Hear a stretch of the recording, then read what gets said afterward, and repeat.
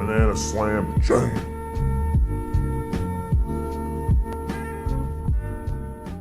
Think about what it takes to do something. Realize that sometimes it's within your teammates' capabilities to make it happen. And wait until it happens. Recipe for not tilting. I mean, that game was like fucking boring as shit, but, you know, I guess I didn't tilt, so it's a good start. Well, guys, somebody said I see, so just go hard against techies. Well, the point is that to win the game, you have to be able to survivably split push and go high ground. That's the recipe for winning the game. So against techies, might have to go a fucking hard at Thresk. You may say, BSJ, doesn't the other carry have item advantage on you or some shit? Well, the difference is I have a Rubik, and he has a techies. So by having a heart, he effectively does not have a techies. And I have a Rubik. So it's like me and Rubik versus Morph. So even though I have one less item, it's like I have a Rubik.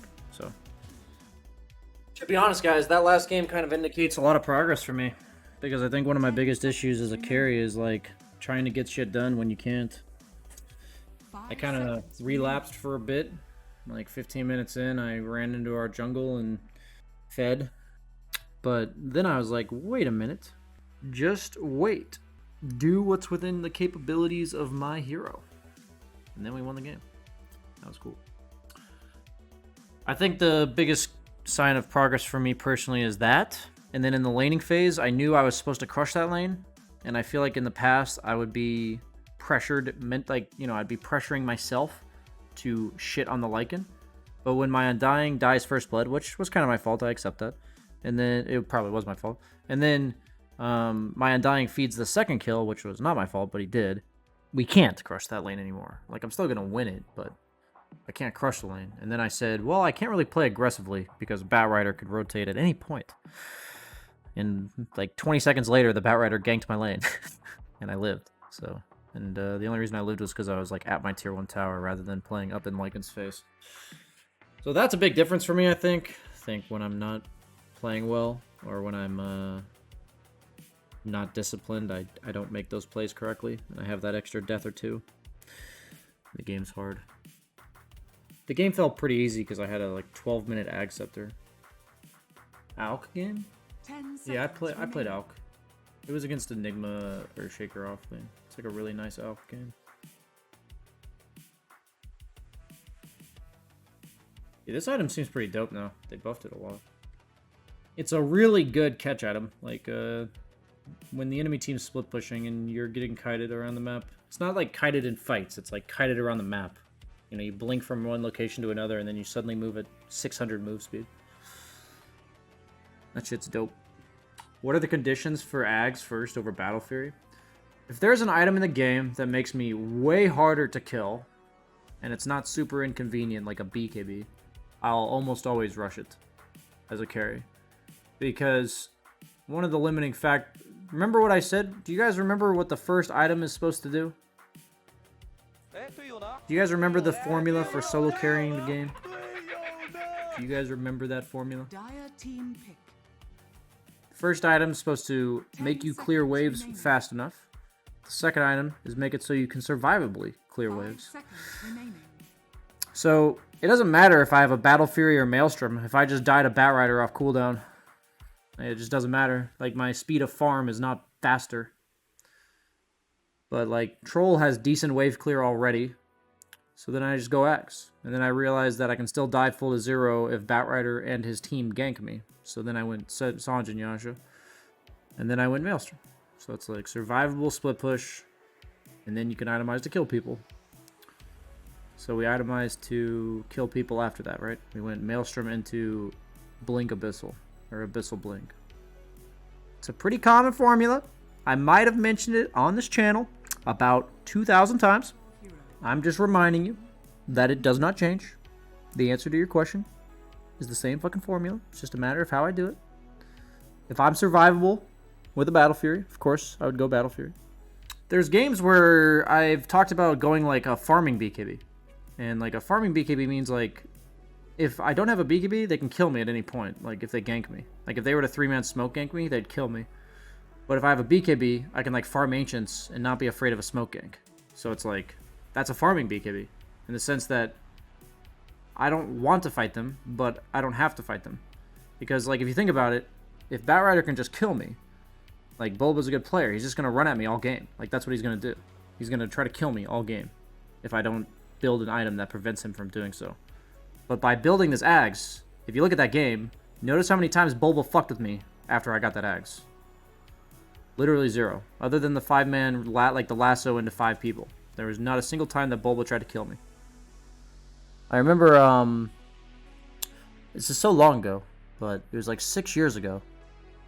Literally 6 years ago. I remember watching a professional match. I think it was actually Eternal Envy I was watching. Regardless of who I was watching, it doesn't matter. And they built a BKB. And they proceeded to not use the BKB for like 20 minutes. And I remember flaming them, thinking they could have had any other item than this BKB. They haven't even used it yet. And it's like, I look back on that moment and realize how dumb I sounded probably to any player better than me. Because it's like, just because you're not using your BKB doesn't mean it has no impact. It's like, if the enemy team knows they could just commit and kill you full to 0, if you don't have a BKB, then they're never going to try if you have a BKB. So it's like, viewers are just like me 6 years ago. You know, most of them are just clueless. Like, they don't realize this, so they just flame because they see this BKB not being used. I remember there was one game I played Leshrac like 6 months ago, and I built a Yules because of Omni Slash. Like, they had a Jug, and the Jug just was never Omni Slash. Like, he refused to Omni Slash ever. And so I just never used my Yules. Like, I literally never used it. And, because the Jug always had Omni Slash. And my viewers were flaming the shit out of me for not using my Yule Scepter. Like, why aren't you Yulesing that guy and stunning him? And I'm like, what are you, stupid? If I Yules that guy, the Jug walks up and Omni Slash me. So, it's, like, kind of interesting. You have to think of, like, what your item deters. Why you bought it. Like, what abilities in the game, like, what heroes in the game did you buy it for? Did you buy it defensively? Did you buy it aggressively? It's like, in that case, I'm using the item defensively, but if Omni Slash is on cooldown, I can use the item aggressively, right? So it's like, there's conditions to the item. But all it really takes is knowing why you bought the item, and then usually it's pretty straightforward how you use the item. Obviously requires a lot of knowledge of the game, a lot of experience. You don't really get that unless you've experienced it before. Like, I don't do this well on heroes I don't play very often. But, like, if it's a hero I've played a lot, if it's a matchup I've played before, I usually do this stuff correctly. Why did you go Falcon Blade on TV? Seems like people are trying it. One of my coaches said it was pretty good. He was like 5k, and I was like, oh, you know, I haven't really experimented with it yet. I'll try it. Honestly, it feels like if Terrorblade has to go Falcon Blade to be viable this patch, that hero sucks, man. I thought initially with the new Acceptor, Terrorblade would be pretty good. I feel like he's probably the worst Illusion hero right now.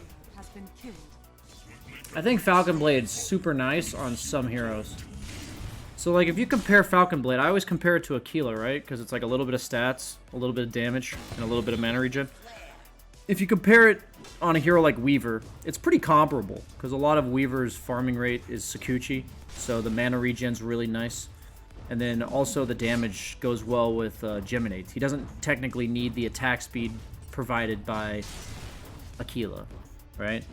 But like with Terrorblade, the 9 Agi not being there is like so fucking huge. Like, it's such a difference between Falcon Blade and the old Aquila. So it's like, for me, it's like, it's just such a shit item on illusion heroes. Like, it doesn't do anything for your illusions. And I tried it a couple times. It feels really nice for your main hero. But I don't know, man. Going 1,000 gold item on Terrorblade that does literally jack shit for your illusions, like, other than giving them some health, because that doesn't, like, accelerate you at all. I don't know. Doesn't feel good. Does not feel good at all. That's my initial impression. It might be needed to make him work. And if that's the case, then I would argue he doesn't work. But I'm ready to be wrong. Like, I'm always prepared to be wrong. That's my, like, I usually have, you know, well thought out reasons of why I, like, think what I think. It doesn't mean it's right. It just means I did consider it. Not bad on Viper. Yeah, I mean, I said it's just bad on illusion heroes because it doesn't benefit the illusion. I said all ranged heroes that could use some damage and mana. It's really nice on Viper, Medusa, Weaver, Hoodwink.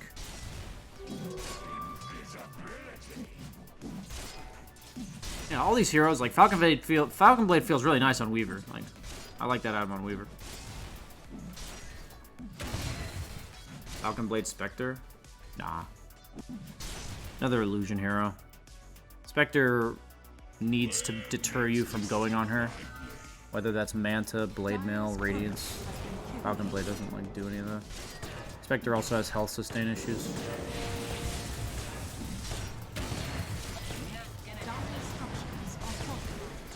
Do you like Falcon Blade Void Spirit? I'm not the guy to ask about that. I feel like most int mids go for Witchblade over Falcon Blade.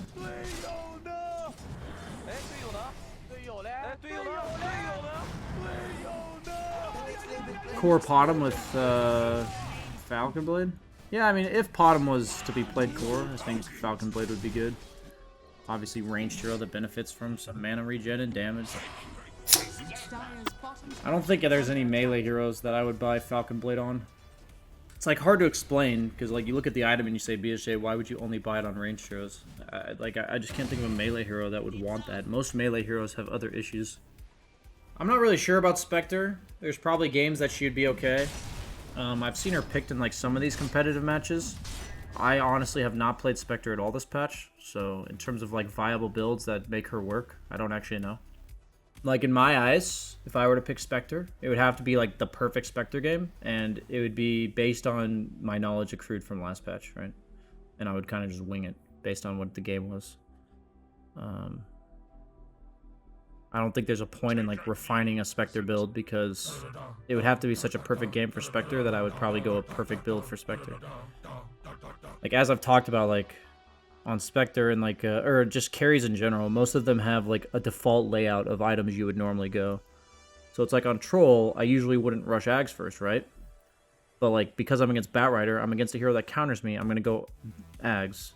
But like if I'm not gonna pick Spectre, unless it's the perfect Spectre game, I don't have to figure out like how to vary my builds. I'm just gonna build like the normal shit on Spectre. I would just buy Blade Mail and Clarities and Manta and Radiance, you know? It's like I would just build normal shit. Because it would have to be a good Spectre game for me to pick it. Spectre just feels underwhelming. Like, I just want you guys to remember that Dota is a very finely balanced game.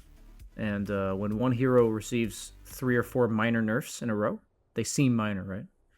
But when they receive 3 or 4 minor nerfs in a row, and like 10 other carries receive 3 or 4 minor buffs, it's like that man-up battle at 30 minutes into the game, suddenly Spectre's losing it instead of winning it. And it's like, it just changes the viability of the hero. What happens in Dota is that if a hero has like 3 bad matchups, usually the hero's broken. Because if it can be played well against almost anything else in the game, then all you have to do is know how to play those like certain bad matchups, maybe adjust a bit with your items based on what heroes you're playing against.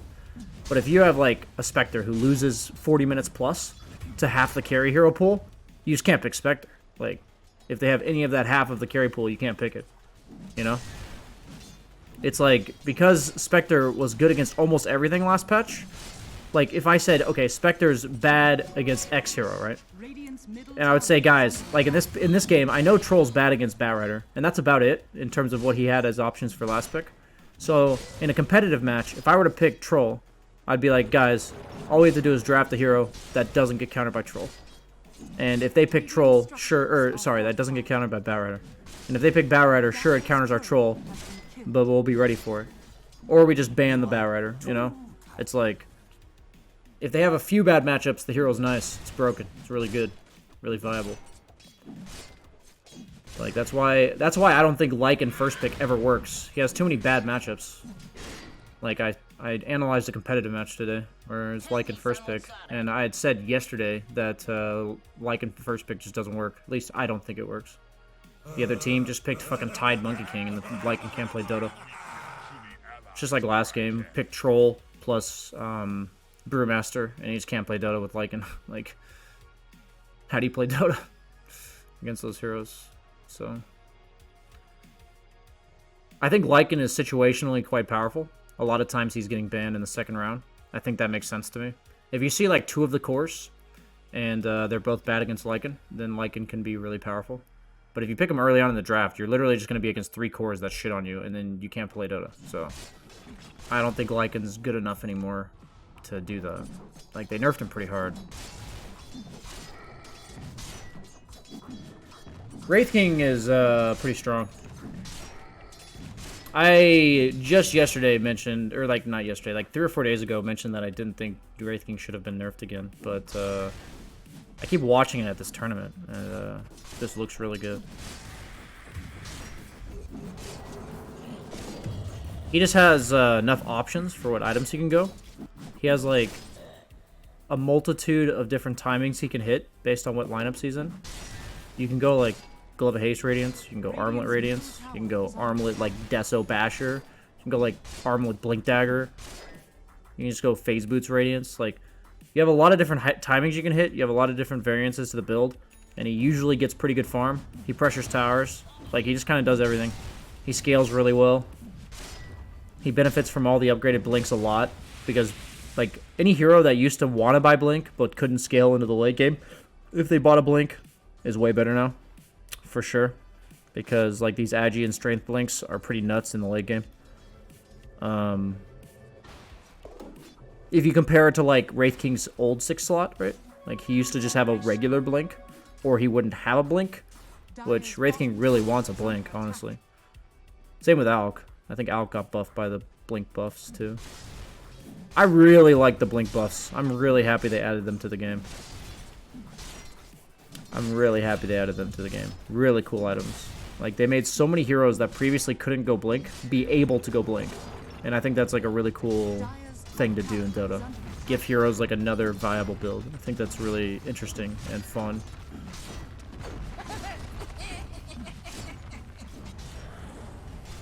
Radiant's middle tower is under attack. What about Ursa? What are the bad matchups? Ursa's just all the shit that kites you, man. Like, Veno's unplayable. Like, Ricky's unfucking playable.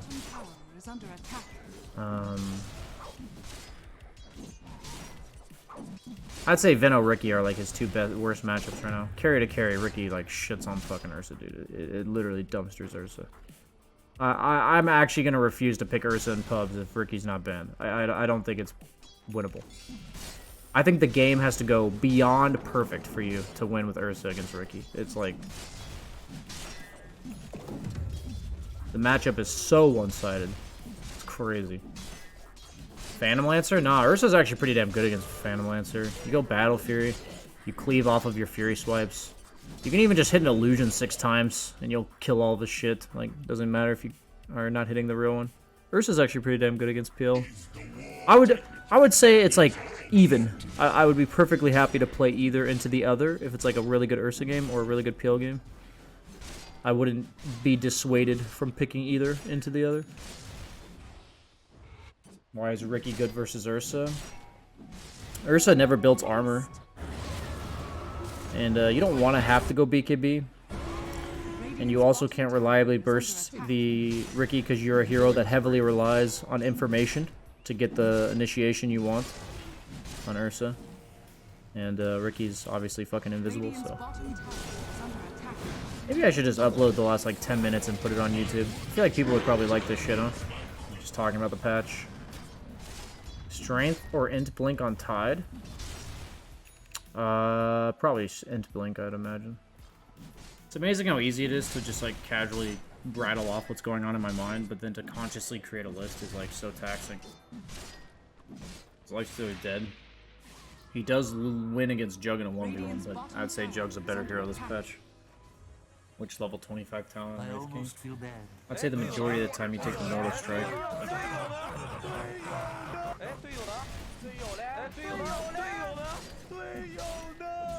Matchmaking 50% forced win rate, a conspiracy? I don't really see how that's a conspiracy. It's like, if you're in a skill bracket and you're not getting any better, then you will win half your games. It's kind of like in poker, if you play an unlimited sample of hands, like through a simulator, you would just keep the same amount of money over time, right? So the only way the 50% doesn't apply is if you're actually getting better at the game. Why didn't Sammy Boy Clinks work out? I think they made a really good move on EG. They aggro tri-lane the Clinks.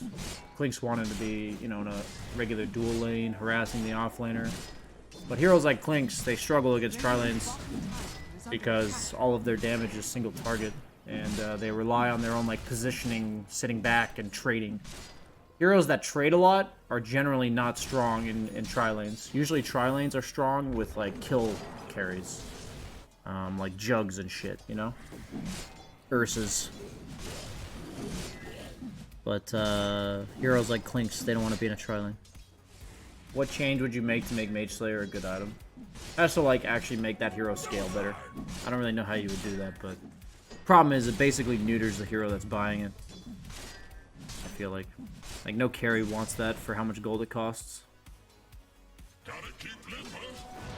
Maybe if it was like an aura around you, that'd be kind of cool. Like small AoE, but it is an aura. Like it could be small. It could be like against melee spellcasters. Make it less reduction, but make it like around you kind of thing. That'd be kind of cool. Like all heroes within 500 radius of you do 30% less spell damage or like 25% less spell damage. That'd be kind of cool. But the fact that you have to like hit the guy, it's like your whole idea is that you're griefing the one guy you're going on, but it's like, what about the other 4? Why does Wraith King never buy Battle Fury? So, if you guys had to name one major difference between heroes that buy Radiance and heroes that buy Battle Fury, what do you think it would be? There's obviously more than one, but if you had to name the number one, what would it be? Thank you, Comrade Engineer. Ding, ding, ding. Kite ability. How often... What percentage of the fight are you actually hitting somebody? That's a good question. Heroes that battle Battle Fury generally don't get kited. You ain't fucking kiting a Rick. You ain't kiting an anti-mage. You're not kiting a Jug. Troll, it's like he can get kited, but he gets kited way less than Wraith King. Wraith King literally spends like 80% of his mid-game fights running around getting kited. They don't want to go on you. They want to ignore you. Like, see this? Like, how much is he hitting heroes? How often is this Wraith King actually hitting a hero? Like, does Wraith King literally hit a guy twice, I think? 3 times? I mean, like, is that not super obvious to you now? I hope so. Isn't it the same concept with Radiance? What do you mean? If you're not hitting people, you're still doing damage. What about Ursa and Sven? I mean, Sven Ags made it so he doesn't get kited. And Ursa doesn't get kited either. Ursa has a gap closing ability ever since they gave him his Q. Did Ursa go Battle Fury before his Q moved him? No. Come on, guys. Think about it. You guys got this. I believe in every single one of you. You're all capable minds. I believe in every one of you. What happened to Armlet? I don't know. It's been like an outdated item for a while. It's pretty good on Wraith King. I'm surprised they didn't build it here. Maybe it's just because it's Ricky. Maybe Armlet's just not good versus Ricky. Monkey seems to go either. Yeah, I mean, Monkey King doesn't really get kited. I would say Monkey King, generally speaking, people have phased out going Battle Fury. I would say Monkey King Battle Fury is a very situational build. Very situational. I'd say it's Maelstrom or Ags almost every game. Is Radiance better on Lifestealer or Battle Fury? It seems like both are bad. I think that's why Lifestealer sucks. I don't know, man. A hero, I don't know what it is. The hero, like, honestly, it feels so good to think what his kit does. Dude, I've got an ability that gives me attack speed. Dude, I've got an ability that slows them. Dude, I've got an ability that gives me lifesteal. Dude, I've got an ability that gives me move speed. Dude, I've got an ability that lets me survive, like, after getting bursted. But then, the hero just sucks. I don't know, dude. I tried him out, like, several times. It just feels incredibly underwhelming. I feel like the way Lifestealer works is if you compare him to all these other meta carries. It's like Ricky with Ags Battle Fury. Wraith King with Radiance. You know, even Ursa with, like, Battle Fury BKB. They're scary, man. Like, there's, like, this distinct point where it's like, shit, man. Gotta watch out for that guy. it's like with Lifestealer, when is that? Like, at what point am I super scared of the fact that they have a Lifestealer? Like, just name a specific instance. I don't know. When he's 6,000 gold ahead of me? Like, I don't know. You know? There's no, like, 1-2 punch of items that Lifestealer goes and you're like, damn, that guy's fucking terrifying. I think that's the issue with most carries that are not viable. Same with Spectre. I don't think she really hits her critical threshold anymore. Like, there's this, like, critical threshold where you, like, die to Dispersion faster than you kill Spectre. I don't think she really hits that anymore.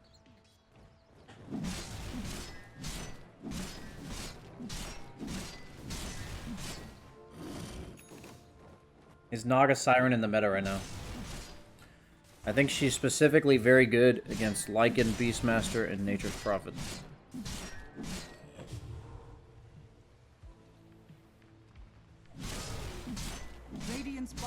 How do you compare Battle Fury on Riki to Anti-Mage and Ursa?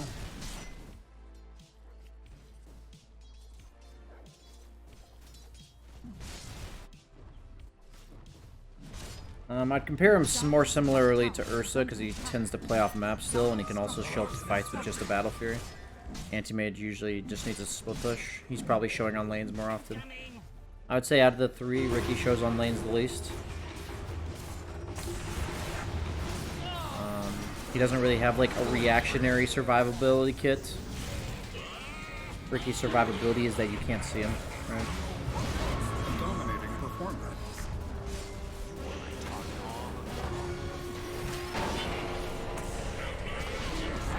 I picked Beastmaster to take objectives against Naga. Why am I so bad?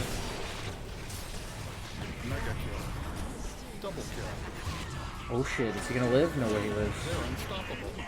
More than 2 kills. That was on Rhea 4 kills. Ultra kill. Radiant's middle tower is under attack. Radiant's When did they middle pick tower Wraith has King? fallen. I don't think I would ever pick Wraith King in a dirge. I don't know. It's not that I wouldn't pick it in a dirge. It's like... maybe I just need to make a guide on Wraith King. I have like a pretty good idea of when I would want to pick Wraith King. Maybe he's just broken and people are just picking him anyway. I don't know. Roshan has fallen to the dire. If you liked this video, please like, comment, subscribe to the YouTube channel, all that shenanigans, because at the end of the day, YouTube does care about that. You may not care about it, I may not care about it, but the YouTube algorithm does. So please do.